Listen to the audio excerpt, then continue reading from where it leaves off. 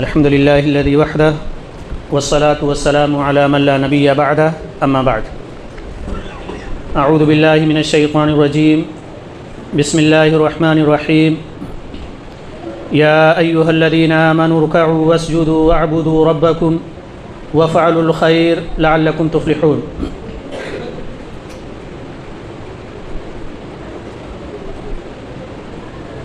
محترم علماء کرام، دینی و ملی بھائیوں، بزرگوں، نوجوان ساتھیوں، عزیز بچوں، پردہ نشین ماؤں اور بہنوں، میں نے آپ کے سامنے سورہ حج کی ایک آیت کریمہ تلاوت کی ہے۔ اس آیت کریمہ میں اللہ تبارک و تعالی نے اپنے بندوں سے مخاطب ہو کر کے فرمایا کہ اے ایمان والو، رکوع کرو، سجدہ کرو اور اپنے رب کی عبادت کرو، وافعلوا الخیر، اور ہر بھلا کام کرو، لعلکم تفلحون، تاکہ تم کامیاب ہو جاؤ۔ اللہ تبارک و تعالی نے فرمایا وافعلوا الخیر، ہر بھلا کام کرو۔ یہاں خیر کا لفظ عام ہے، اس کے اندر ہر طرح کی بھلائی، ہر طرح کی نیکی اور ہر طرح کا اچھا کام آتا ہے۔ پیارے بھائیوں، پردہ نشین ماؤں اور بہنوں، زندگی میں مجھ سے اور آپ سے جو خیر کے کام مطلوب ہیں، ان میں سے ایک بہت بڑا خیر کا کام یہ ہے کہ ہم اپنی زندگی میں ضرورت مندوں کے کام آ جائیں۔ ہم جہاں رہتے اور بستے ہیں، ہمارے ارد گرد، ہمارے اطراف میں بہت سارے ضرورت مند ہوتے ہیں۔ کوئی بھوکا ہے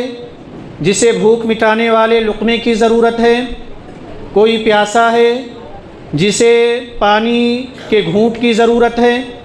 کوئی بیمار ہے جسے علاج اور دوا کی ضرورت ہے، کسی کے بدن پر کپڑے نہیں ہیں، اسے کپڑوں کی ضرورت ہے، کوئی پریشان حال ہے جسے تسلی کے دو بول بولنے کی ضرورت ہے، کسی کو مشورے کی ضرورت ہے کہ ہم اور آپ اسے مشوروں سے نوازیں۔ شریعت نے اپنے ماننے والوں کو اس بات کی تلقین کی ہے کہ زندگی میں کبھی بھی خود غرض بن کر کے مت جیو۔ ایسا نہ ہو کہ آپ کی زندگی اس طرح سے گزر رہی ہو کہ میں اور میری ضرورت بس، میں اور میرے بیوی بچے بس۔ ایسا خود غرض انسان ایک مثالی مومن نہیں ہو سکتا ہے۔ ایسا خود غرض انسان کبھی معاشرے کی اصلاح میں اپنا وقت نہیں دے سکتا ہے۔ شریعت نے اپنے ماننے والوں کو اس بات کی تلقین کی ہے کہ زندگی میں کبھی بھی خود غرض بن کر کے مت جیو۔ ہم اس امت کے افراد ہیں جس کے بارے میں اللہ تبارک و تعالی نے یہ صفت ہی بیان فرمائی، اخرجت للناس، یہ قوم، یہ امت لوگوں کی بھلائی کے لیے برپا کی گئی ہے۔ جب ہم اس امت کے افراد ہیں تو اپنی اور اپنے بیوی بچوں کی فکر کرنے کے ساتھ ساتھ معاشرے کے ضرورت مندوں کی ضرورت میں کام آ جانا یا ان کی ضرورتوں کے لیے فکر کرنا، یہ باقاعدہ مومنانہ کردار ہے کہ انسان صرف اپنے لیے نہ جیے۔ ایک مومن ہمیشہ دوسروں کے لیے فکر مند ہوتا ہے، ایک مومن ہمیشہ دوسروں کی ضرورتوں کا خیال رکھتا ہے، اور یہ اتنی بڑی نیکی ہے، اتنی بڑی نیکی ہے کہ پیارے نبی صلی اللہ علیہ وسلم نے اس نیکی کو جہاد سے تشبیہ دی ہے۔ صحیح بخاری کی ایک روایت میں حضرت ابو ہریرہ رضی اللہ تعالیٰ عنہ راوی حدیث ہیں، بیان فرماتے ہیں کہ نبی اکرم صلی اللہ علیہ وسلم نے فرمایا کہ مسکینوں کی ضرورتوں کو پوری کرنے والا، کسی ضرورت مند کی حاجت روائی کرنے والا، معاشرے کی بیواؤں، یتیموں کا خیال کرنے والا، اللہ کے راستے میں جہاد کے مانند ہے، اور اسے تہجد گزاروں اور روزہ رکھنے والوں کے برابر ثواب اللہ تبارک و تعالی عطا فرماتا ہے۔ تو اپنی زندگی کو معاشرے کے کمزوروں، یتیموں، مسکینوں، بیواؤں اور دیگر ضرورت مندوں کے لیے وقف کر دینا، یہ اتنی عظیم صفت ہے کہ نبی صلی اللہ علیہ وسلم نے اس صفت کو نفلی عبادتوں میں سب سے افضل عبادت قرار دیا ہے۔ آپ دیکھیں گے نبی اکرم صلی اللہ علیہ وسلم فرماتے ہیں کہ میں اپنے کسی ضرورت مند بھائی کی ضرورت کو پوری کرنے کے لیے 2 قدم چلوں، مجھے یہ محبوب ہے اس بات سے کہ میں مسجد نبوی میں 1 مہینے کا اعتکاف کروں۔ یعنی مسجد نبوی میں 1 مہینے کے اعتکاف کرنے سے کہیں زیادہ افضل نبی اکرم صلی اللہ علیہ وسلم یہ بیان فرماتے ہیں کہ میں کسی ضرورت مند کے کام آ جاؤں، میں کسی ضرورت مند کی ضرورت کو پوری کر دوں، میں کسی یتیم کے سر پر ہاتھ رکھ دوں، میں کسی بیوہ کی مدد کر دوں، مجھے یہ زیادہ محبوب ہے بنسبت اس کے کہ میں مسجد نبوی میں 1 مہینے کا اعتکاف کروں۔ پیارے بھائیو، اللہ کی محبت حاصل کرنے کا سب سے آسان راستہ یہ ہے کہ آپ اس کے بندوں کے کام آ جائیے، آپ ان کی مدد کر دیجیے، مسکینوں، یتیموں، کمزوروں، ضرورت مندوں کی آپ خبر گیری کر لیجئے، اللہ کی محبت کے آپ حقدار بن جائیں گے۔ نبی اکرم صلی اللہ علیہ وسلم فرماتے ہیں،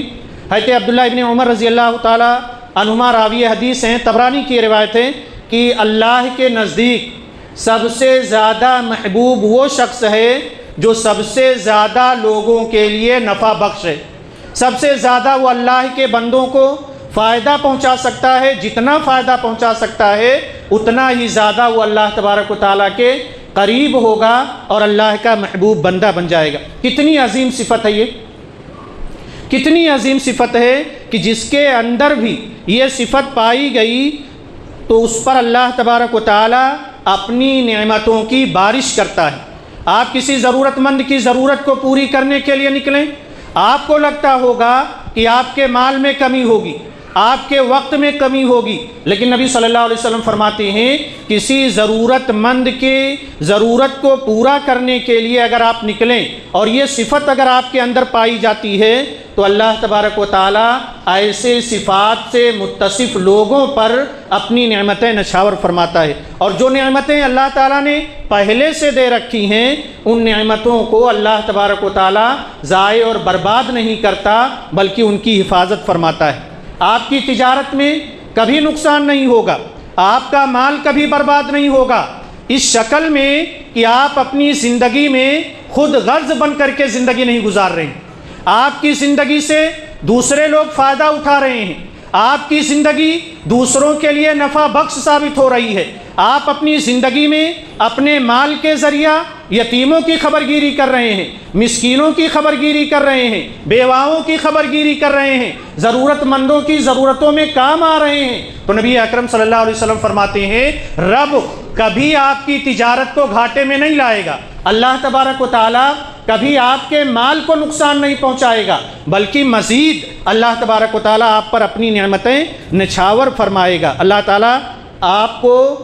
کی نعمتوں کو اس لیے بھی باقی رکھے گا، آپ کی نعمتوں کو اس لیے بھی ضائع نہیں کرے گا کہ آپ اللہ کی نعمتوں کو لے کر کے اس کے ضرورت مند بندوں پر احسان کر رہے ہیں، آپ اس کے ضرورت مند بندوں کی خبرگیری کر رہے ہیں۔ اور کتنی عظیم صفت ہے یہ کہ اللہ تعالیٰ نے ہمارے جسم میں 360 جوڑ رکھے، 360 جوڑ رکھے، ہر صبح ان جوڑوں کے بدلے 360 صدقے ایک مسلمان پر واجب ہو جاتے ہیں۔ نبی صلی اللہ علیہ وسلم نے اس صدقہ کو ادا کرنے کے لیے جو راہیں بتلائی ہیں کہ آپ یہ کام کرو، یہ عمل کرو، ان جوڑوں کی طرف سے صدقہ ادا ہو جائے گا، انہی میں سے ایک عمل نبی صلی اللہ علیہ وسلم نے یہ بھی بیان فرمایا کہ ڈھونڈو زمین کے اندر، تلاش کرو زمین پر کہ کوئی ایسا ضرورت مند ہو کہ جس کی ضرورت کو آپ پوری کر لے جاؤ تو یہ تمہاری طرف سے ان 360 جوڑوں کی طرف سے صدقہ ہو جائے گا۔ ہم صبح اٹھتے ہیں، ہمارے بدن کے سارے اعضاء صحیح اور سلامت ہیں، ہمارے بدن کے سارے جوڑ صحیح اور سلامت ہمیں ملتے ہیں، ہم حشاش بشاش ہو کر کے صبح کرتے ہیں تو نبی اکرم صلی اللہ علیہ وسلم فرماتے ہیں کہ تم پر صدقہ واجب ہوتا ہے، اور یہ صدقہ اس شکل میں بھی ادا ہو سکتا ہے کہ آپ زمین پر تلاش کریں، کوئی ضرورت مل جائے، ضرورت مند مل جائے تو آپ اس کی ضرورت کو پوری کر دیں، اس کی طرف سے صدقہ ادا ہو جائے گا۔ اور کون سی چیز آپ صلی اللہ علیہ وسلم نے بیان فرمائی؟ کون سا عمل آپ نے کہا کہ اس کے ذریعہ سے بھی یہ صدقہ اتر جاتا ہے؟ کس کو معلوم؟ 360 صدقہ واجب ہوتا ہے کس کو معلوم اس کو کیسے اتارا جائے، کیا عمل کرنا ہے؟ ایک تو میں نے بتا دیا کہ آپ ضرورت مندوں کے کام آ جائیں، اور دوسرا کیا ہے جی؟ آواز نہیں آ رہی، زور سے بولیں۔